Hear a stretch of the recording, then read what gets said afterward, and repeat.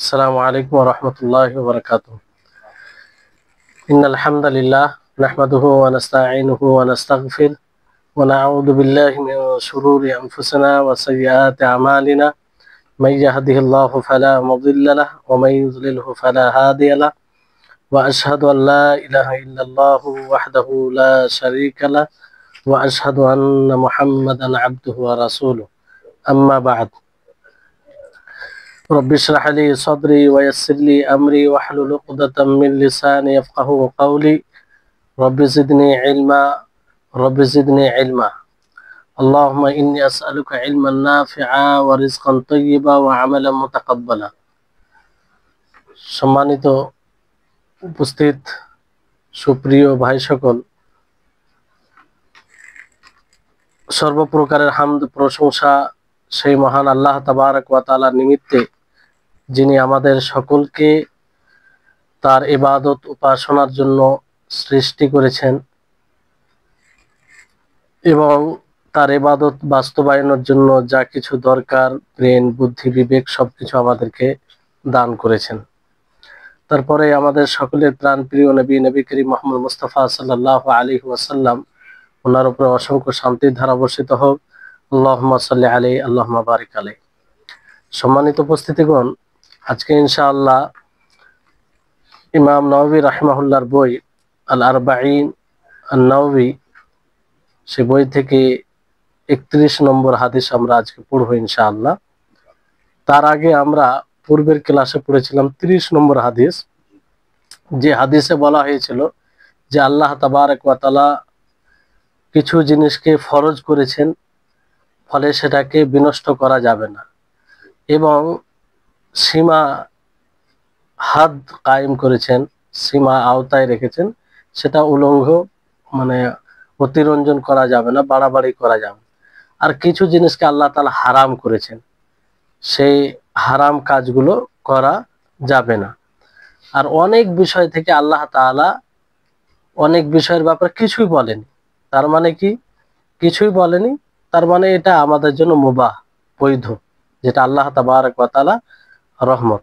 যাই হোক, এই হাদিসের ব্যাপারে অনেক কথা হয়েছিল, তো এই হাদিসের কিছু বিষয় বাকি ছিল যেটা বলার প্রয়োজন মনে করছি।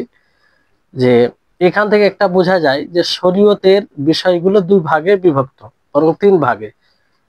একটি হচ্ছে ফারাইজ, মানে যেগুলো বিষয় আবশ্যিক আমাদেরকে করতেই হবে, তাই না? আর আরেক প্রকারের বিষয় হচ্ছে যেটা হালাল। কি বললাম? হালাল মানে হারাম, যেটা মানে একটা ফরজ, একটা হচ্ছে হারাম, বুঝলেন? আর যেসব বিষয়গুলোর ব্যাপারে আল্লাহ তাবারক ওয়া তাআলা কিছুই বলেনি, না রাসূল কিছু বলেছেন, তো সেটা আমাদের জন্য বৈধ। এই কথা আল্লাহ তাআলা অন্য নবী করিম মুহাম্মদ সাল্লাল্লাহু আলাইহি ওয়াসাল্লাম অন্য হাদিসে বলেছেন। যেমন একটি হাদিসে আল্লাহ নবী বলেন যে ইন্নাল হালালা বায়্যিনুন ওয়াল হারামা বায়্যিনুন ওয়া বাইনাহুমা উমুরুম মুশতাবিহাত, যে হালাল সুস্পষ্ট এবং হারাম সুস্পষ্ট, আর তার মাঝে কিছু সংশয়যুক্ত বিষয় রয়েছে। বুঝতে পারলেন? তো যাই হোক, এই হাদিসে এটা বলা হয়েছে যে আল্লাহ তাআলা যেটা সীমা বেঁধে দিয়েছেন, তার মানে সেটার বাড়াবাড়ি করা যাবে না, অতিরিক্ত করা যাবে না। যেমন আল্লাহ তাবারক ওয়া তাআলা ব্যভিচারের কোনো বিবাহিত কিংবা যে বিবাহিত নয়, সে যদি ব্যভিচার করে আর ধরা পড়ে, সাব্যস্ত হয়ে যায়, তাহলে তার হাত কি 100 বেত্রাঘাত করতে হবে, আর 1 বছর তাকে সেখান থেকে বিতাড়িত করতে হবে, তাই না? এবার যদি কেউ মনে করে যে না, ব্যভিচার বেশি হয়ে যাচ্ছে, তো 100-র জায়গায় 150 বার করে দিই, কিংবা 160 বার, 70 এরকম করে দিই, হবে এটা জায়েজ হবে? জায়েজ হবে না। কারণ আল্লাহ তাবারক ওয়া তাআলা সর্বজ্ঞানী, তিনি সবকিছু জানেন, তিনি অতীত, ভবিষ্যৎ, বর্তমান সবকিছু জানেন। তো তিনি মানুষের জন্য যেটা উপযুক্ত সেটা নির্ধারণ করেছেন। আমরা ওই জায়গায় বিবেক লাগিয়ে, যুক্তি দিয়ে সেখানে বাড়াবাড়ি করতে পারি না। বুঝতে পারলেন? এই ক্ষেত্রে একটা বিষয় বোঝা যায়, অনেকে বলতে পারে যে উমর রাদিয়াল্লাহু তাআলা আনহু, তিনি যে মদ্যপানকারী, তাকে শাস্তি দিয়েছিলেন, কি দিয়েছিলেন? শাস্তি দিয়েছেন। আর সেই শাস্তি কিন্তু আসলে তিনি 40 করেছিলেন, 40 বেত্রাঘাত করেছিলেন, কিন্তু এটা হাদ নয়, বরং শাস্তি স্বরূপ। কি স্বরূপ? শাস্তি। হাদ বলা হয় যেটা কোরআনে আল্লাহ তাবারক ওয়া তাআলা শাস্তি নির্ধারণ করে দিয়েছেন। যেমন চোর চুরি করলে ধরা যদি পড়ে যায়, তার চুরি সাব্যস্ত হয়ে যায়, তাহলে তার হাত কাটা যাবে। এটা হচ্ছে হাদ। ব্যভিচারের বিষয়, আর মিথ্যা অপবাদ, এরকম বিষয়, এগুলোর হাত রয়েছে। এই জন্য আব্দুর রহমান ইবনে আওফ তিনি বলেন যে ওমর রাদিয়াল্লাহু তাআলা আনহুকে লক্ষ্য করে, ইয়া আমিরাল মুমিনিন আখাফুল হুদুদি সামানুনা, যে সবচেয়ে নিম্ন হাদ হচ্ছে 80 বেত্রাঘাত। কত বললাম? 80। তার মানে সবচেয়ে এটা নিম্ন। তো 40 যে মদ্যপানকারীকে শাস্তি দেওয়া হয়েছিল, এটা হাদ নয়। এনার কথা থেকে এটা স্পষ্ট হয়, বুঝতে পারলেন? তা না হলে যদি সেটাও হতো, তো এইভাবে বলা হতো যে আখাফুল হুদুদি আরবাঈনা, মানে 40, সর্বনিম্ন কি 40, এটা বলা হতো। এটা বলা হয়নি। তার এখান থেকে স্পষ্ট যে ওমর রাদিয়াল্লাহু তাআলা আনহু যেটা শাস্তি দিয়েছিলেন সেটা হাদ নয়, বরং শাস্তি স্বরূপ। কি স্বরূপ? শাস্তি স্বরূপ। বুঝতে পারলেন? তারপর এখানে বিষয় যেটি আসছে, যেটা আমরা এই হাদিসে পড়েছিলাম, যে আল্লাহ তাবারক ওয়া তাআলা যে বিষয়গুলি সম্পর্কে কিছুই বলেনি, সেটা আমাদের জন্য কি? হালাল। সেটা হালাল। আর তার গভীরতা সম্পর্কে যাওয়ার আমাদের কোনো প্রয়োজনই নেই। তো এই ক্ষেত্রে ওই ইবনে উসাইমিন রাহিমাহুল্লাহ একটি বিষয় তুলে ধরেছেন, সেটা হচ্ছে যে আমাদের শরীরে কিছু লোম আছে, তাই না? কিছু লোম আছে। তো কোন লোমগুলো কাটা যাবে, কোন লোমগুলো কাটা যাবে না, এই বিষয়ে কিছু লোম সম্পর্কে সুস্পষ্ট ভাবে বলা হয়েছে, কিছু লোম সম্পর্কে সুস্পষ্ট ভাবে নিষেধ করা হয়েছে, কিন্তু কিছু লোম সম্পর্কে কিছুই বলা হয়নি। এই জন্য ইবনে উসাইমিন রাহিমাহুল্লাহ তিনি বলেন যে এই ক্ষেত্রে যদি দেখা যায়, তো শরীরে যে চুল, লোম, এটা 3 প্রকার। কয় প্রকার? 3 প্রকার। এক প্রকার লোম হচ্ছে যেটাকে দূর করার আল্লাহ নবী আদেশ দিয়েছেন। কোরআন ও হাদিস থেকে যেটা বোঝা যায়, দূর করার, পরিষ্কার পরিচ্ছন্ন করার আদেশ দেওয়া হয়েছে। আর এক প্রকার লোম আমাদের শরীরে রয়েছে যেটা দূর করতে নিষেধ করা হয়েছে, মানে তাকে সেই অবস্থায় রাখার আদেশ দেওয়া হয়েছে। আর এক প্রকার হচ্ছে লোম, যে যে লোমগুলো সম্পর্কে কিছুই বলা হয়নি, না কাটতে বলা হয়েছে, দূর করতে বলা হয়েছে, না রাখতে বলা হয়েছে, কিছুই বলা হয়নি, বুঝলেন? তো যে লোম দূর করতে বলা হয়েছে, এটা আমরা সকলে জানি যে পুরুষের ক্ষেত্রে বগলের যেটা লোম রয়েছে, নাভির নিচের লোম, লজ্জাস্থানের লোম রয়েছে, পুরুষের মহিলা উভয়ের ক্ষেত্রে পরিষ্কার পরিচ্ছন্ন করতে হবে, এটাকে দূর করতে বলা হয়েছে, তাই না? আর মোচ, এই ক্ষেত্রেও বলা হয়েছে যে ছোট করবে, সেটাকে ছোট করবে। আর ছোট করা, একদম ছোট করে দেওয়া, এটাই উত্তম। কারণ হাদিসে শব্দ এসেছে আহিফুস শাওয়ারিব, তোমরা মোচকে খাটো করে দাও, একদম ছোট করে দাও। দ্বিতীয় যেটা প্রকার বললাম, যে যে লোমকে দূর করা হতে নিষেধ করা হয়েছে, বুঝলেন? যেমন দাড়ি, পুরুষের ক্ষেত্রে দাড়ি, এটাকে দূর করতে বলা হয়েছে না নিষেধ করা হয়েছে? নিষেধ করা হয়েছে। আল্লাহ নবী কি বলেছেন? খালিফুল মাজুস, খালিফুল মুশরিকিন, হ্যাঁ, যে তোমরা মাজুসি অগ্নি পূজকদের বিরোধিতা করো, মুশরিকিনদের বিরোধিতা করো, কারণ তারা কি করে? তারা দাড়ি রাখে না। বুঝতে বুঝতে পারলেন? তো এইভাবে নিষেধ করতে, কিংবা তারা কাটে, এরকম।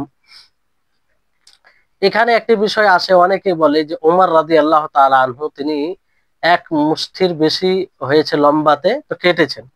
তো এই এই দলিল থেকে অনেক দলিল উপস্থাপন করে বলে যে না, মুষ্টির বেশি হলে দাড়ি কাটা যাবে।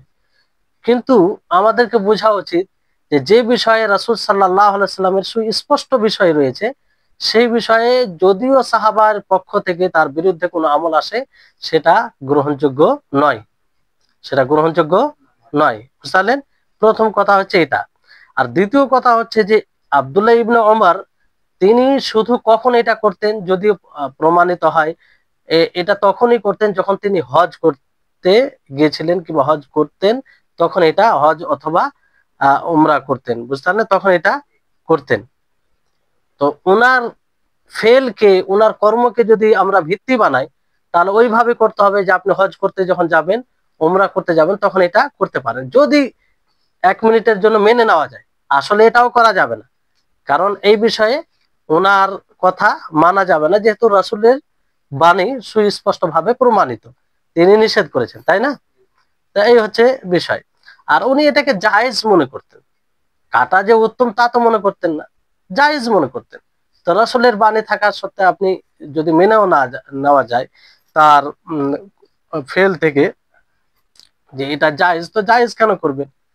আর ইবনে ওমর রাদিয়াল্লাহু তাআলা আনহু, তিনার এটা স্বতন্ত্র ইজতিহাদ হতে পারে, তিনি আমল করতে গিয়ে ইজতিহাদ করেছেন, ভুল করলেও তিনি নেকি পাবেন, আর সঠিক করলে 2 নেকি পাবে। তো রাসূলের হাদিস থাকতে এটাকে দলিল হিসাবে উপস্থাপন করা, এটা কোনো যুক্তিতে আসে না, বুঝতে পারলেন? আর এক প্রকারের যেটা লোম, যে লোম সম্পর্কে শরীয়তে কিছুই বলা হয়নি, যেমন শরীরের লোম, বুকের লোম, হ্যাঁ, পায়ের নলার লোম, হাতের লোম যেটা রয়েছে, সেগুলো সম্পর্কে তো কিছু বলা হয়নি। তো এটা পরিষ্কার করা যাবে কি যাবে না, এই ব্যাপারে যেহেতু চুপ আছে, অনেকে বলেছেন যে না, এটা মানে পরিষ্কার করা যাবে না কিংবা দূর করা যাবে না, কারণ দূর করতে গেলে আল্লাহ তাআলার সেই বাণীর বিরুদ্ধে আমল হবে, যেখানে বলা হয়েছে যে তোমরা আল্লাহর তাখলিক, সৃষ্টিকে পরিবর্তন করো না, বুঝতে পারলেন? তো এটার বিরুদ্ধে আমল যাবে, যেহেতু আল্লাহর তাখলিককে পরিবর্তন করা হচ্ছে। তো অনেকে বলেছেন যে না, আসলে বিষয়টি হচ্ছে, যেহেতু লোম সম্পর্কে শরীয়তে কোন লোম কাটা যাবে এটা স্পষ্ট করা হয়েছে, আর কোন লোম কাটা যাবে না এটাও স্পষ্ট করা হয়েছে। তো যে লোম সম্পর্কে কিছু বলেনি, যদি এটা নিষেধ হতো তো অবশ্যই নিষেধের সেটা অন্তর্ভুক্ত করা হতো, কিছু বলেনি তার মানে সেটা জায়েজ। এবার এই ক্ষেত্রে দেখা যায় যে অনেক মহিলা দেখবেন যে পায়ের নলাতে অনেক চুল দেখা যায়, চুল হয়ে যায় কিছু কিছু মহিলা। তো মহিলাদের সৌন্দর্য হচ্ছে যে তাদের চুল না থাকা। তো এই ক্ষেত্রে তারা যদি এটাকে সৌন্দর্য অব্যাহত রাখতে গিয়ে এটা করে তো কোনো সমস্যা নেই। অনুরূপ ভাবে বুকে যদি কারো এরকম হয়, কোনো মহিলার, সাধারণত হয় না কিন্তু ব্যতিক্রম যদি হয়, তো সৌন্দর্য বাহাল রাখতে গিয়ে সেটা করতে পারা যায়, কারণ এই ব্যাপারে শরীয়তে চুপ আছে, তো আসলে এটা জায়েজ এর উপরে নিতে হবে। আর তার বিপরীতে পুরুষদের চুল থাকাটা সৌন্দর্য, পায়ের নলা বলেন, বুক বলেন, চুল থাকাটা এটা পুরুষদের সৌন্দর্য মনে করা হয়। তো এই ক্ষেত্রে পুরুষরা কিছু করবে না, পুরুষরা কিছু করবে না, বুঝতে পারলেন? তো এই হচ্ছে বিষয়। এই ক্ষেত্রে অনেকগুলো বিষয়, যেগুলো বিষয়ে শরীয়তে কিছু বলা হয়নি, সেই বিষয়ে আমাদেরকে চুপ থাকতে হবে। তারপর আহ এই হাদিস থেকে আমরা এটা বুঝতে পেরেছি কিংবা বোঝা যায় যে আল্লাহ তাবারক ওয়া তাআলা তিনি রাহিম, তিনি কি রাহিম, তিনি অল্প সংখ্যক জিনিসকে হারাম করেছে, বাকি সবই তো হালাল, বাকি সবই হালাল। আর অনেক জিনিসের ব্যাপারে আল্লাহ তাআলা কিছুই বলেন, শরীয়তে কিছুই বলা হয়নি, তার মানে কি সেটা আমরা করতে পারি, সেটা আমরা করতে পারি। আর সেটা একদম খতিয়ে দেখা আমাদের কোনো প্রয়োজন নেই, বুঝতে পারলেন? তারপরে পরবর্তী হাদিস আমরা আসি, যে হাদিসটি খুব চমৎকার হাদিস। আর অবশ্যই এই হাদিসে যদি আমরা নিজের জীবনে বাস্তবায়ন করি তো আমরা প্রশান্তি পাবো। কি পাবো? প্রশান্তি। দুনিয়াও তৈরি হবে, আখেরাতও তৈরি হবে, এবং দুনিয়াতে ভালোভাবে প্রশান্তির সাথে যতদিন জীবিত থাকবো থাকতে পারবো। এটা একটা নীতিমালা, কিছু নীতিমালা শরীয়তে দিয়েছে। আল্লাহ বলছি, আপনি যতই পড়াশোনা করেন মানুষের নফসিয়াতকে নিয়ে, মানে মানুষের মেজাজকে নিয়ে, যে কিভাবে কি করলে আপনি ভালো থাকবেন, প্রশান্ত থাকবেন, এই নীতিমালার সামনে সব ফেল। শরীয়তে যেটা নীতিমালা দিয়েছে, যে একটা জাবতা মাপকাঠি দিয়েছে না, দেওয়া হয়েছে, এগুলোর পিছনে সব ফেল। কারণ আপনি বাস্তবে যদি ভাবনা চিন্তা করেন তো এটা আপনি অনুভব করবেন। আর মানুষের অশান্তির মানে জড় শিকড় হচ্ছে এগুলো, এই বিষয়গুলো না থাকার কারণে, বুঝতে পারবেন? হাদিস 31 নম্বর হাদিস, عن أبي العباس سعيد بن سهل الساعدي رضي الله عنه قال যা রাজুলুন ইলা নবী সাল্লাল্লাহু আলাইহি ওয়াসাল্লাম ফাকাল ইয়া রাসূলুল্লাহি দুল্লানি আলা আমালিন ইদা আমিলতুহু আহাব্বানি আল্লাহু ওয়া আহাব্বানি আন-নাসু ফাকালা ইজহাদ ফিদ দুনিয়া ইউহিব্বাকাল্লাহ ওয়াজহাদ ফিমা ইনদান নাস ইউহিব্বাকান নাস। হাদিসুন হাসান রাওয়াহু ইবনু মাজাহ ওয়া গায়রুহু বিআসানিদ হাসানা। দেখেন খুব গুরুত্বপূর্ণ হাদিস। আবুল আব্বাস সাদ বিন সাহল আস-সাঈদি থেকে বর্ণিত, তিনি বলেন যে এক ব্যক্তি রাসূলের নিকটে আসেন। কার নিকটে আসেন? রাসূলের নিকটে আসেন। তিনি বলেন, ইয়া রাসূলুল্লাহ, হে আল্লাহর রাসূল, দুল্লানি আলা আমালিন ইদা আমিলতুহু আহাব্বানি আল্লাহু ওয়া আহাব্বানি আন-নাস, যে আমাকে আপনি এমন আমল সম্পর্কে বলুন যে আমলটি আমি আমল করলে আল্লাহ তাআলা আমাকে ভালোবাসবে এবং মানুষও আমাকে ভালোবাসবে। মানে প্রশ্ন দেখেন যে কিরকম, যে আল্লাহর নিকটও আমি প্রিয় হব এবং মানুষের নিকটও প্রিয় হবে। প্রায় মানুষ স্বভাবগত এটা চায় যে আমি খালিকের কাছেও ভালো হই, মানুষের কাছেও ভালো হই। আর সেম এই প্রশ্ন করেছেন, সকলের এটা প্রয়োজন, যে যতই দাবি করুক যে না আমার এগুলো কোনো দরকার নেই, কিংবা এরকম সে ভাবভঙ্গিমায় মানে প্রকাশ করুক, কিন্তু মানুষের অন্তরে থাকে যে আমি যাতে খালেকের নিকটও প্রিয় হতে পারি, মানুষের নিকটও প্রিয় হতে পারি। তো সেই প্রশ্ন এখানে আমরা এটা বুঝতে পারি যে সাহাবায়ে কেরামদের মিজাজ, চিন্তা ভাবনা কি সুন্দর ছিল, তাদের প্রশ্ন আর ভঙ্গিমা কি ধরনের প্রশ্ন, যে আমরা মানুষের নিকটেও যেন ভালো হতে পারি এবং আল্লাহর নিকটেও ভালো হতে পারি। আর সর্বোপরি আল্লাহর ভালোবাসাকে প্রাধান্য দিয়েছেন, যে আহাব্বানি আল্লাহ। এখান থেকে এটা বোঝা যাচ্ছে যে সাহাবায়ে কেরামদের এটা জ্ঞানে ছিল যে সবকিছু নির্ভর করে আল্লাহর ভালোবাসার উপরে। আল্লাহর নিকটে প্রিয় যদি না হতে পারি, তো মানুষের নিকটে প্রিয় হয়েও কোনো লাভ নাই, কারণ এটা সাময়িক, আপনাকে এই দুনিয়া ছেড়ে যেতে হবে। বুঝতে পারলেন? তো সাহাবায়ে কেরাম তিনারা কল্যাণের প্রতি খুব অগ্রগামী ছিলেন, খুব আগে বেড়ে থাকতেন। আর সাহাবায়ে কেরাম এটা জানতেন যে আল্লাহ তাআলা ভালোবাসেন, আল্লাহ তাআলা মানুষকে ভালোবাসেন, মানুষের আমলকে ভালোবাসেন। এখান থেকে এটা স্পষ্ট হচ্ছে, আসবে আলোচনা ইনশাআল্লাহ। তো তিনি জিজ্ঞাসা করলেন যে এমন আমল বলুন যে আমল করলে আল্লাহ তাআলা আমাকে ভালোবাসবে, মানুষ আমাকে ভালোবাসবে।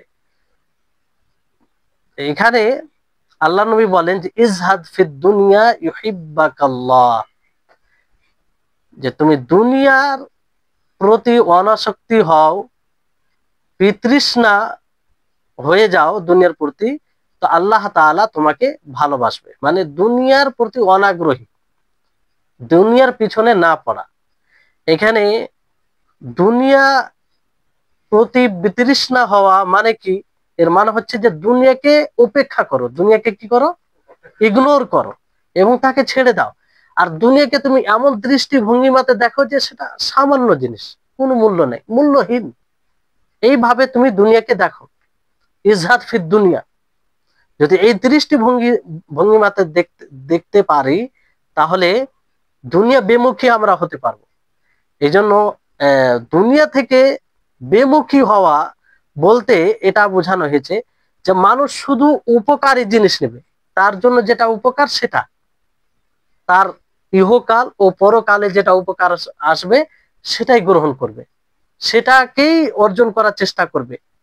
আর এটা ওয়ারা, মানে ওয়ারার ওপর লেভেল, এটা একটা বলা হয় না যে ওয়ারা মানে পরহেজগার, এই ধরনের বলা হয়, আরবিতে বলা হয় ওয়ারা। এর ওপর লেভেলের মানে জাহিদ হওয়া, জুহুদ অবলম্বন করা, দুনিয়া বিমুখী হওয়া। মানে ওয়ারাতে কেমন হয় যে যেটা ক্ষতিকর বিষয় সেটাকে শুধু ছেড়ে দেওয়া, আপনার জন্য যেটা ক্ষতিকর সেটা ছেড়ে দেওয়া। আর জুহুদে কি হয় যে শুধু ক্ষতিকর ছেড়ে নয়, আপনার যেটা উপকারী নয়, সেটা ক্ষতিকর নয় কিন্তু আপনার উপকারী নয়, সেটাকেও ছেড়ে দেওয়া। তাহলে এই বিষয়টাকে যদি ছাড়তে পারেন আপনি, তা আল্লাহর নিকটে প্রিয় হতে পারবেন। বুঝতে পারছেন? যে মুবাহ হলেও যে আপনাকে করতে হবে, বৈধ হলে যে আপনাকে করতে হবে তা নয়। আপনি যদি আল্লাহর নিকটে প্রিয় হতে চান, তাহলে আপনাকে মুবাহ বৈধ জিনিস যেটাতে আপনার কোনো উপকার নেই সেটা ছাড়তে হবে। সেটা কি করতে হবে? ছাড়তে হবে। বুঝতে পারলেন? এবার এখানে জুহুদ বলতে দুনিয়াতে জুহুদ অবলম্বন করা, দুনিয়া বিমুখী হওয়া, দুনিয়ার প্রতি অনাসক্তি হওয়া, এটার অর্থ হচ্ছে যে মানুষ দুনিয়াতে এমন কোন জিনিস যেটা তাকে আখেরাত থেকে গাফিল করে দেয়, আখেরাত থেকে গাফিল করে দেয়, সেই জিনিসকে ছেড়ে দেওয়া। সেই জিনিসকে, যতগুলো জিনিস আছে, যে সব বিষয় মানুষকে আখেরাত থেকে গাফিল করে দেয়, সেটাকে ছেড়ে দেওয়া। এটা কি? এটাই হচ্ছে জোহদ। এটা হচ্ছে জোহদ। বুঝতে পারলেন? এবার এই জোহদ দুই প্রকার, খুব গুরুত্বপূর্ণ, ভালো করে মন দিয়ে শুনবেন। জোহদ কয় প্রকার? দুই প্রকার। একটা হচ্ছে যে অনুভব, যে জোহদকে আমরা অনুভব করি, আর একটা হচ্ছে আভ্যন্তরীণ। আভ্যন্তরীণ মানে হিস্সি, মানে যেটা আমরা দেখতে পাই কিংবা এরকম খুব সহজেই বুঝতে পারি। যেটা হিস্সি বলতে যেটা আমরা অনুভব করি, সেটা কি? যেটা আপনাদেরকে বললাম, যে ওই সমস্ত জিনিসকে ছেড়ে দেওয়া, যে সমস্ত জিনিস আখেরাত থেকে গাফিল করে দেয়, আখেরাত থেকে গাফিল করে দেয়। এতে অনেক মুবাহ জিনিস আসবে কি আসবে না? বৈধ জিনিস, অনেক বৈধ জিনিস আসবে। অনর্থক কথা বলা, অনর্থক, আপনি যেসব জিনিস, যেমন নিউজ, বেশি বেশি করে নিউজ দেখা, বেশি নিউজ দেখা আপনার জীবনে কোনো উপকার আসবে?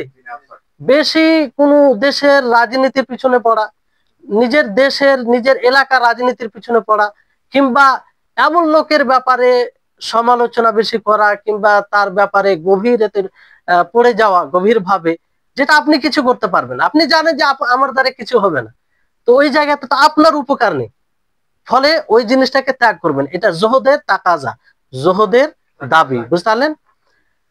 আর জোহদে মানবী, যেটা আভ্যন্তরীণ জোহদ বলা হয়, সেটা হচ্ছে যে মানুষ এই চাহিদাকে ত্যাগ করবে যে সে সকল মানুষের ওপরে হবে, সকল মানুষের ওপরে হবে, মানে মানুষের ওপরে হতে চাইবে। বুঝতে পারলেন? কিংবা মাশহুর হতে চাইবে, পপুলার হতে চাইবে, যে সব মানুষ তাকে চিনুক, সব মানুষ তার প্রশংসা করুক, এরকম বিষয়, এরকম বিষয়কে ছেড়ে দেওয়া। বুঝতে পারলেন? এই যে শোহরাত, মাশহুর হওয়ার ফিতনা বড় ফিতনা, আল্লাহ আমাদের হেফাজত করুন। এই শোহরাত, মাশহুর হওয়ার পিছনে পড়তে গিয়ে মানুষের ইখলাস, মানুষের সবকিছু বিনষ্ট হয়ে যাচ্ছে। বুঝতে পারলেন? এটা সেটা, এই জন্য দেখবেন নিত্য নতুন, মানে বর্তমান সময়ে এটা থেকে বাঁচা খুব মুশকিল। কারণ মানে দাওয়াতি একভাবে প্ল্যাটফর্ম সোশ্যাল মিডিয়া হয়ে গেছে, যে মানুষ সোশ্যাল মিডিয়ার মাধ্যমে অনেকে উপকৃত হচ্ছে, এটাতে অস্বীকার করার কিছু নেই। আবার ফের এই ফিতনায় মানুষ পড়ে যাচ্ছে, যে বেশি ভাইরাল হতে যাচ্ছে, তখন স্বাভাবিক মানুষের মধ্যে একটা অনুভূতি আর একটা খুশি আনন্দ, তা এই মানে নিজেকে নিয়ন্ত্রণে রাখতে পারে না, ফলে এই ফিতনার শিকার হচ্ছে। তা আল্লাহ তাআলা হেফাজত করুক। তো এই সব মানে পপুলার হওয়া, মানুষের মাঝে মাশহুর হয়ে যাওয়ার, এই জিনিসটাকে ছেড়ে দিতে হবে। বুঝতে পারলেন? এটা হচ্ছে জোহদ আভ্যন্তরীণ।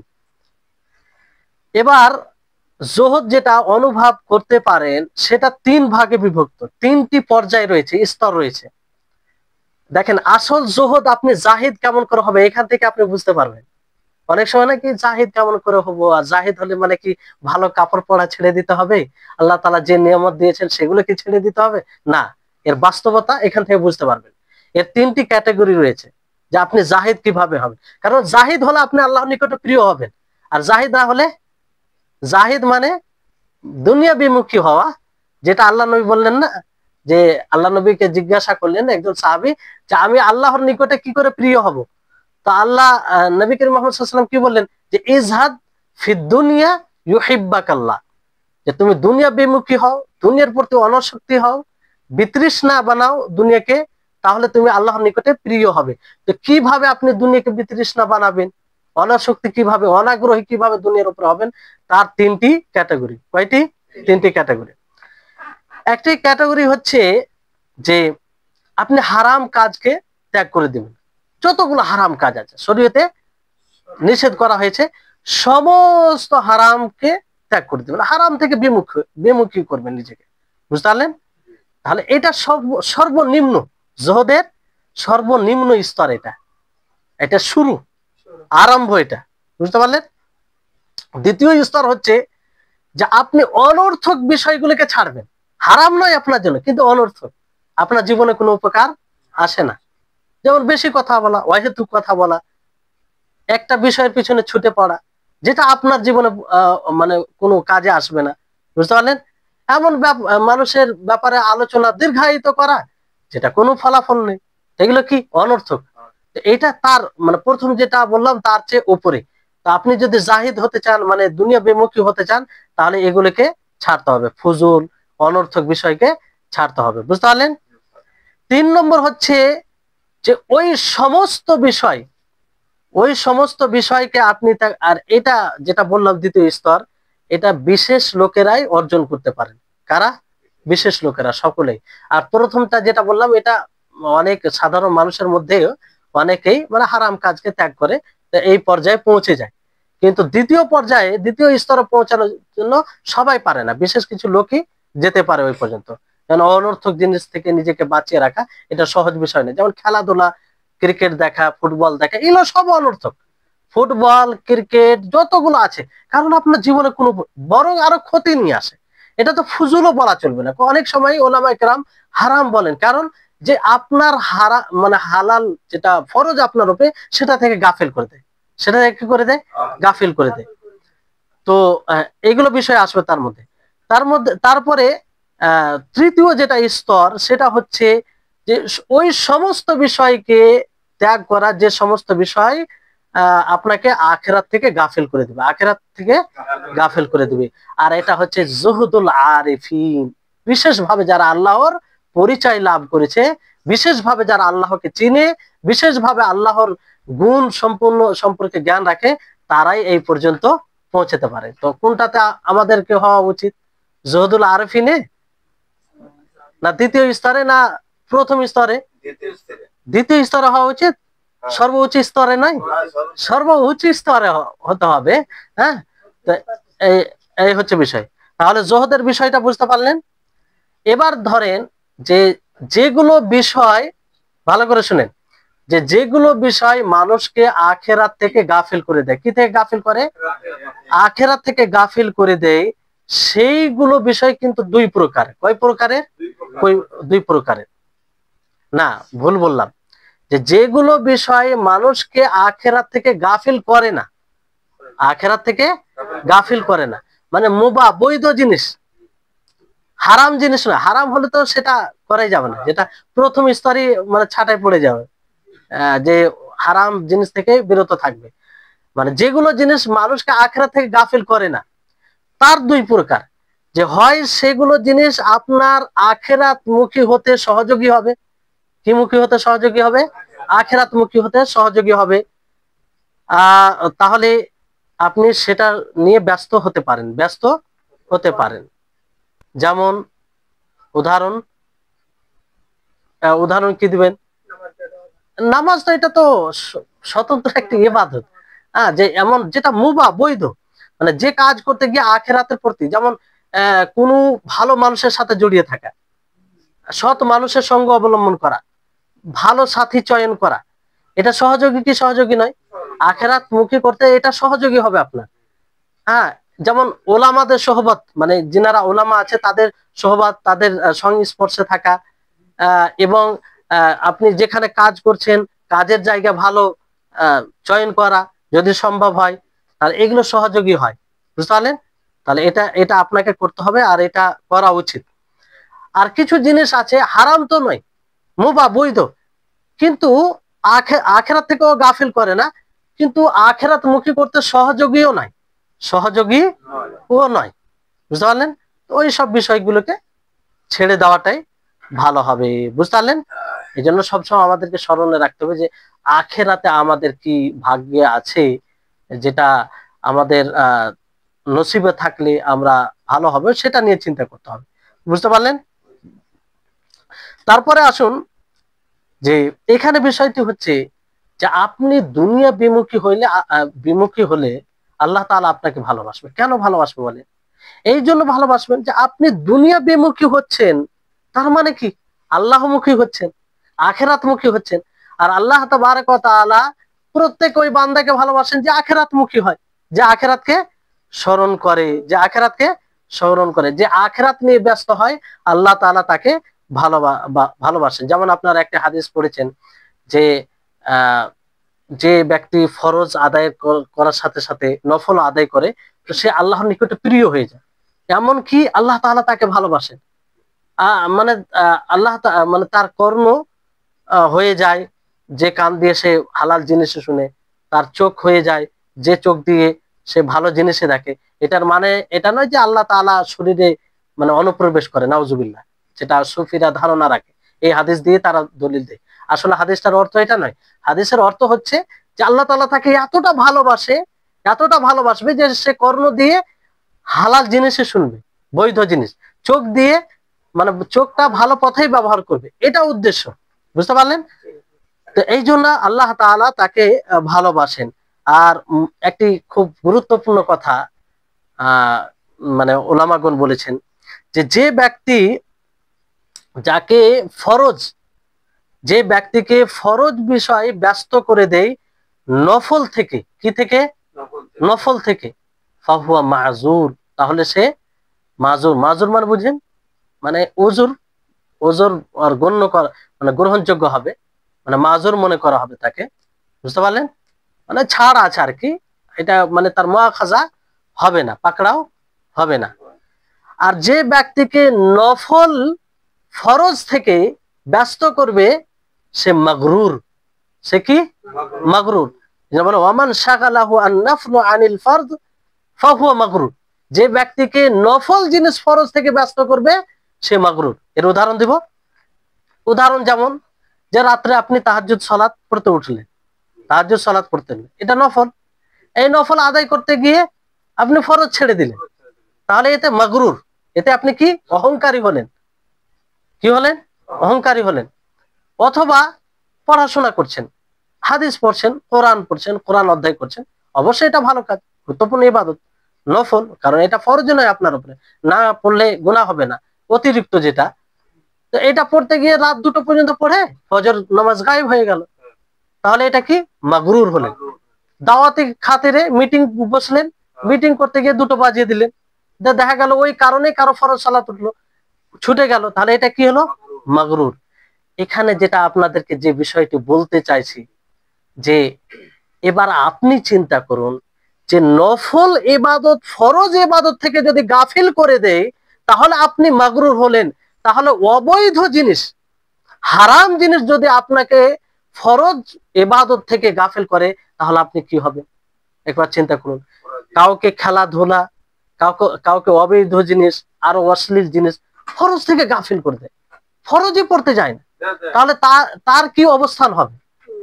নফল ইবাদত যদি ফরজ ইবাদত থেকে গাফিল করে তাহলে সে মাগরুর, মানে অহংকারী।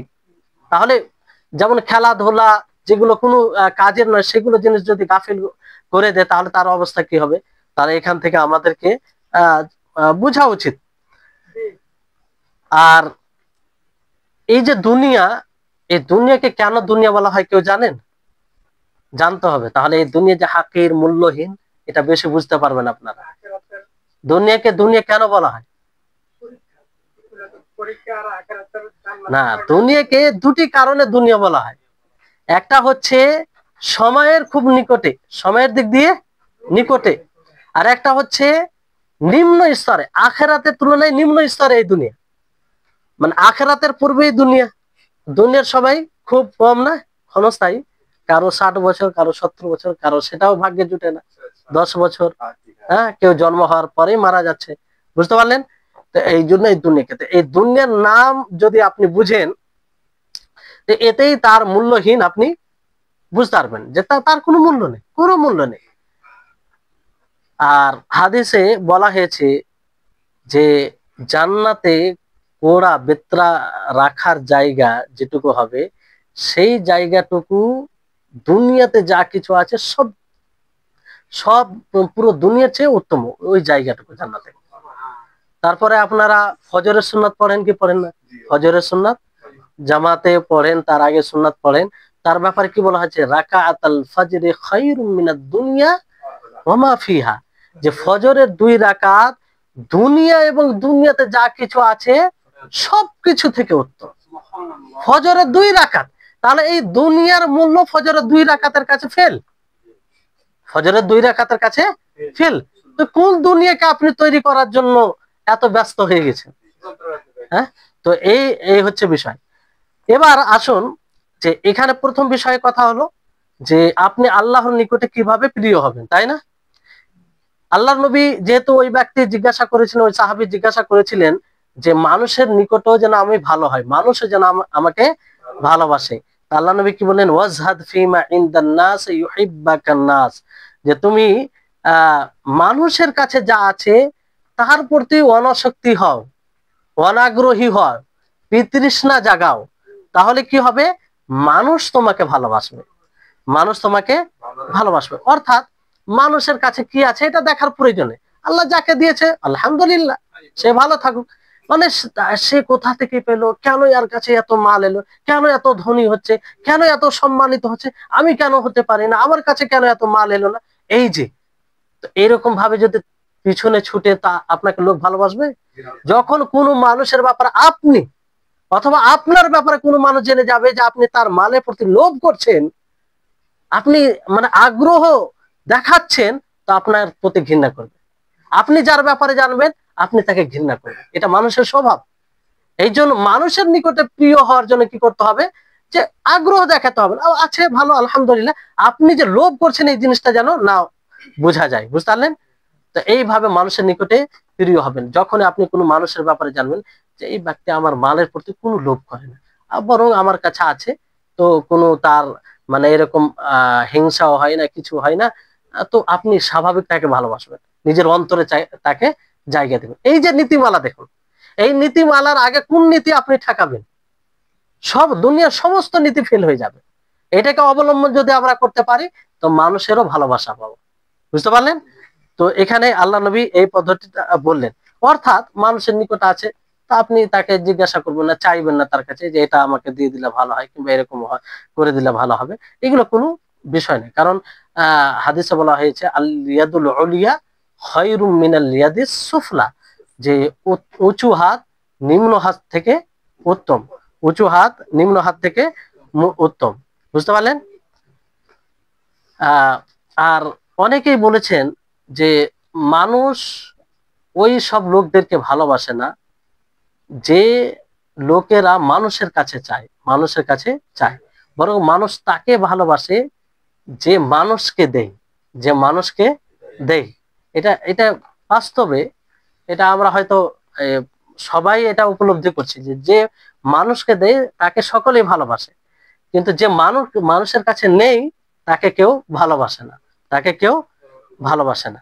আর এখানে মানুষের কাছে আপনি প্রিয় হবেন মানে কি সমস্ত মানুষের কাছে না, মানে একটা সার্বিক ভাবে মানুষের কাছে প্রিয় হবেন। কিছু কিছু যারা করলেন, যেমন আপনি দুনিয়াকে শরীয়তকে বাস্তবায়ন করবেন, দিন অনুযায়ী আপনি নিজের জীবনটা অতিবাহিত করছেন। অনেক লোক আপনাকে পছন্দ করে না, আপনি দিনকে বাস্তবায়ন করেন বলে, আপনি 5 ওয়াক্ত সালাত আদায় করেন বলে আপনাকে অনেকে পছন্দ করে না, অনেকে শত্রুতা করে। এগুলো ওই সব লোকদের কথা বলা হয় না। সার্বিক ভাবে যারা ভালো মানুষ তারা আপনাকে ভালোবাসবে, তারা আপনাকে কি কি বাসবে? ভালোবাসবে, বুঝতে পারলেন? তো এই হাদিস থেকে যেটা একটা গুরুত্বপূর্ণ, হ্যাঁ এখানে আরেকটি বিষয় রয়েছে যে এখানে মনে রাখবেন যে জুহুদ যদি অবলম্বন করতে পারেন, যতটা আপনি অবলম্বন করবেন দুনিয়া বিমুখী হবেন, মানুষের কাছে যা আছে তা বিমুখী হবেন, তো আপনার শারীরিক দিক দিয়েও আরাম আছে এবং আপনার হৃদয়ে প্রশান্তি পাবে। এটা যদি থাকে তো আপনার না হিংসা হবে, না কাউকে দেখে আপনার জ্বালা হবে, কিছু হবে না, আপনি শান্তি। আপনাকে যতটুকু আল্লাহ দিয়েছে আলহামদুলিল্লাহ, আমার দিন যাচ্ছে, কোনো সমস্যা নেই। কিন্তু আপনি যখন মানুষের মালের দিকে তাকাবেন, লোকটি এত সম্মানিত, লোকটি এত ধনী হয়ে গেল, এই মালদ্বীপে আমরা 15 বছর থেকে আছি, আর এই ব্যক্তি 2 বছর হয়নি আসেনি, এত উঁচু পোস্ট পেয়ে গেল, হ্যাঁ এত ইনকাম করতে আরম্ভ করলো, এই যে আপনার জ্বালা অন্তরে আপনাকে মানে আপনাকে দংশন করছে, তো শারীরিক দিক দিয়েও ক্ষতি। তো এই বিষয়টা না থাকলে আপনি শান্তি নয় যে কোনো ব্যাপার না, ওই ব্যক্তি ইনকাম করছে, আল্লাহ তাআলা তার মুকদ্দারে রেখেছেন, ভালো আলহামদুলিল্লাহ। সবচেয়ে বিষয় এখানে মনে রাখবেন, এই বিষয়টি আপনাকে বাধ্য করবে একটা কথা মনে রাখবে যে আমার খালিক যিনি আমাকে সবকিছু দিয়েছেন, সেই খালিক যদি তাকে দাওয়াতে খুশি, তা আমি কে অসন্তুষ্ট? আমি কে অসন্তুষ্ট? আল্লাহ তাআলা তাকে দিয়েছেন আর এতে আল্লাহ তাআলা অবশ্যই খুশি, তো আল্লাহ তাআলা দিয়েছেন তো দিয়েছেন আলহামদুলিল্লাহ। আর দিয়েছেন বলে দিয়েছেন মানে এটা নয় যে আল্লাহ তাআলা তাকে ভালোবাসে। পরীক্ষা করার জন্য দিতে পারে। কাউকে আল্লাহ মাল দিয়ে পরীক্ষা করেন, আবার কাউকে কারোর কাছে মাল ছিনিয়ে পরীক্ষা করেন। কাউকে সম্মান দিয়ে পরীক্ষা করেন, আবার কারোর সাময়িক ভাবে সম্মান এদিক ওদিক করেও আল্লাহ তাআলা পরীক্ষা করেন। তো সবগুলো আল্লাহ তাআলার হিকমা। এই জন্য কোনো মানুষ যেন এটা না ভাবে যে আল্লাহ আমার উপরে আল্লাহর ব্যাপারে কুধারণা করবে। বুঝতে পারলেন? তো এখানে বিষয়। তো এখানে সাহাবী যে প্রশ্ন করেছেন, তো প্রশ্ন অনেক সময় মানুষ প্রশ্ন করে একজন আলেমকে, আর একজন আলেমকে প্রশ্ন করে কিসের জন্য? মানে জানার জন্য, জ্ঞান বৃদ্ধি করার জন্য, জ্ঞানের ভান্ডার বৃদ্ধি করার জন্য। কিন্তু সাহাবীরা কি উদ্দেশ্যে প্রশ্ন করতেন? শিখার জন্য। শুধু শিখার জন্য? আমল করার জন্য, বাস্তবায়ন করার জন্য। সেই উদ্দেশ্যে আমাদেরকে প্রশ্ন করতে হবে। আর সব সময় যখন একটা মনে রাখবেন, আলেম উলামাকে কাছে পাবেন, তখন তাদের কাছ থেকে বের করার চেষ্টা করবেন। সাহাবীদের নীতি এটাই ছিল। যখনই নবীকে সামনে পেতেন, তো নবীর কাছে শিখতেন তারা। আর সালাফদেরও নীতি এটা, যে সাহাবায়ে কেরামদের মধ্যে যিনারা বড় সাহাবী ছিলেন, সিনিয়র ছিলেন, তাদের কাছে নিতেন, যখনই সুযোগ পেতেন জিজ্ঞাসা করতেন। তো এইরকম ভাবে আমাদেরকে করতে হবে। তারপর এখানে একটি পয়েন্ট বলে কথা শেষ করব। সেটা হচ্ছে যে এই হাদিস থেকে স্পষ্ট হয় যে আল্লাহ তাআলা ভালোবাসেন, আল্লাহ তাআলা ভালোবাসেন। তাহলে ভালোবাসা যে আল্লাহ তাআলার গুণ, এটা প্রমাণিত হয়। এটা কি হয়? প্রমাণিত হয়। কারণ সেই ব্যক্তি কি বললো যে এমন আমল বলুন যে আমল করলে আল্লাহ তাআলা আমাকে ভালোবাসবেন, মানে আল্লাহ তাআলার ভালোবাসা প্রমাণিত এটা। কিন্তু এখানে একটা সূক্ষ্ম বিষয়, যেটা আকীদার বিষয়, যেখানে প্রত্যেক মুসলিমের জন্য স্পষ্ট হওয়া উচিত, যে আল্লাহ তাআলার ভালোবাসা আর আমাদের ভালোবাসা কি এক? না। আল্লাহ তাআলার ভালোবাসা আল্লাহর মতো। দুনিয়াতে দেখেন আমরা অনেক জিনিসকে ভালোবাসি, কিন্তু প্রত্যেকটার ভালোবাসার ধরন, তার বাস্তবতা আলাদা, ভিন্ন ভিন্ন। যেমন আমরা খাবারকে ভালোবাসি কি বাসি না? তার মানে আমরা নিজের স্ত্রীকেও ভালোবাসি, মাকেও ভালোবাসি। তো স্ত্রীর ভালোবাসা, মায়ের ভালোবাসা দুটোর ভিন্ন বিষয়। হ্যাঁ, আর খাবারকে ভালোবাসা, কোনো জিনিসকে ভালোবাসা ভিন্ন বিষয়। তো দুনিয়াতে আমাদের ভালোবাসায় তারতম্য এত, মানে ভালোবাসার কারণ হিসাবে সেটা পার্থক্য। তো খালিক তিনি যে যে ভালোবাসা বাসেন, সেটার কোনো করা যাবে না। কিন্তু আমাদেরকে ঈমান আনতে হবে যে আল্লাহ তাআলা ভালোবাসেন। সেটা কেমন ভালোবাসেন আল্লাহ তাআলা? বাস আল্লাহ তাআলা যেমন তেমন তিনি ভালোবাসেন, সেটা ধরন আমরা জানি না। বুঝতে পারলেন? তো এই হচ্ছে বিষয়। তারপরে এখানে সময় হয়ে গেল, একটি বিষয় মানে হাদিসটা শেষ হয়ে যাবে। এখানে যে ধরেন এখানে যেহেতু ইজহাদ ফিমা ইনদান নাস বলা হয়েছে, যে মানুষের কাছে যা আছে তা থেকে বিমুখী হও, এটা বলা হয়েছে। তো মানুষের কাছে কিছু থাকলে চাওয়া যাবে কি যাবে না, এটা একটা গুরুত্বপূর্ণ বিষয়। যেহেতু এটা জোহদের বিরুদ্ধে যাবে, আপনি যদি চান, তো কোন ধরনের চাওয়া জোহদের বিরুদ্ধে যাবে, এটা একটা বুঝতে হবে। যেমন ধরেন যে অনেক সময় আপনি কারো কাছে কোনো জিনিস দেখলেন, তো আপনি হয়তো সেটা পাওয়ার জন্য বললেন যে হাত দিয়ে দিলে মানুষের সাথে ভালোবাসা বাড়ে, তারপরে সুসম্পর্ক তৈরি হয়। মানে আপনি এর মাধ্যমে বলতে চাইছেন যে সেই জিনিসটি যেন আমাকে দিয়ে দেওয়া হয়। কি কি করা হয়? দিয়ে দেওয়া হয়। তো এগুলো মানে এই জোহদের বিরুদ্ধে যাবে, মানে এগুলো থেকে বিরত থাকতে হবে। কি থাকতে হবে? বিরত থাকতে হবে। বুঝতে পারলেন? আর যদি এমন যা কোনো সাথীর ব্যাপারে আপনি জানেন যে চাইতে গেলে কোনো সমস্যা নেই, চাইতে গেলে কোনো সমস্যা নেই, তো আপনি সেখানে চাইতে পারেন। যেমন নবী করিম মুহাম্মদ সাল্লাল্লাহু আলাইহি ওয়াসাল্লাম এমনটা করেছে, যে নবী সাল্লাল্লাহু আলাইহি ওয়াসাল্লাম যখন মানে আগুনের উপরে হাড়িকে দেখেন, তখন আল্লাহ নবী বলেন যে আলাম আরা আল বুরমাতা আলান্নার, আমি কি আগুনের উপরে হাড়িকে দেখলাম না? তো ওনারা বললেন যে ইয়া রাসূলুল্লাহ হাদা লাহমু তুসাদ্দিকা বিহি আলা বারিরা, যে এটা মাংস, যে মাংস সাদকা করা হয়েছে, বারিরাকে দেওয়া হয়েছে। তো সাদকার মাল তো আল্লাহ নবীর জন্য হারাম ছিল, তাই না? মানে হারাম ছিল। তো আল্লাহ নবী কি বললেন? হুয়া লাহা সাদাকাতুন ওয়া লানা হাদিয়া, যে সেটা বারিরার জন্য সাদাকা আর আমাদের জন্য হাদিয়া। না, আপনাকে যদি আমি সাদাকা দিই, তা আপনি অন্য কাউকে যদি হাদিয়া হিসাবে দেন তো দিতে পারেন, কোনো সমস্যা নেই। আপনার জন্য সাদাকা, কিন্তু আপনি যখন কাউকে দিবেন সেটা হাদিয়া হিসাবে দেওয়া যেতে পারে। তো আল্লাহ নবী সেটাই বললেন। তো এখানে এটা বলার মানে কি? আল্লাহ নবী মানে ইচ্ছা পোষণ করলেন, কারণ আল্লাহ নবী জানতেন যে ওনার কাছে চাইতে গেলে আরো খুশি হবে, আরো আনন্দিত হবে। তো এরকম যদি আপনার সাথীর ব্যাপারে জানা যায় যে আপনার সাথীর কাছে চাইলে সে আনন্দিত হবে, তো অবশ্যই আপনি চাইতে পারেন, এখানে কোনো সমস্যা নেই। কিন্তু আপনি জানেন যে চাইতে গেলেই তার মন খারাপ হবে, তো এইসব বিষয়ে আত্মমর্যাদাকে সামনে রেখে চাওয়ার কোনো প্রয়োজন নেই, বিরত থাকাটাই ভালো। বুঝতে পারলেন? তাহলে এই হচ্ছে বিষয়। দেখেন, এইসব নীতিগত কথা, এগুলোর উপরে আমরা আমল করলে দুনিয়াতেও আমরা ভালো থাকবো এবং আখেরাতেও মানে আমাদের একটা স্থান মর্যাদা আর অধিকারী হব। আল্লাহ তাআলা যেন আমাদের সকলকে দুনিয়া বিমুখী হওয়ার এবং মানুষের কাছে যা আছে তার প্রতি যেন লোভী না হয়, আমরা যেন তাতে খুশি যে আল্লাহ তাআলা যাকে যেটা দিয়েছে আলহামদুলিল্লাহ, আর নিজের কাছে যেটা আছে সেটার প্রতি যেন আমরা সন্তুষ্ট হয়ে জীবনযাপন করতে পারি। ওয়া আখির দাওয়ানা আনিল হামদুলিল্লাহি রাব্বিল আলামিন। আসসালামু আলাইকুম ওয়া রাহমাতুল্লাহি ওয়া বারাকাতুহু।